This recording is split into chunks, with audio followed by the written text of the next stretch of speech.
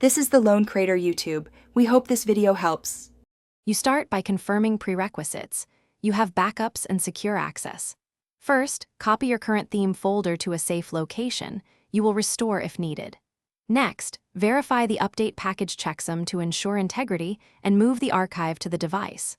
Once done, open the Theme Manager or SSH terminal and stop the theme service so files won't change mid-update. Make sure permissions allow write operations before you continue. Now you apply the update itself. You extract the archive into the theme directory, choose Merge when preserving custom files or Replace when starting fresh. Then run the included configuration script or edit the theme manifest to match your environment. This ensures resources load correctly. Once the files are in place, rebuild caches and regenerate thumbnails if required. Make sure to check logs for any missing assets because that's where most subtle breakages show up. Finish by restarting the theme service and inspecting the site visually. You want consistent fonts, colors, and layout across pages. Clear browser and server caches to remove stale assets, then test key pages and responsive breakpoints.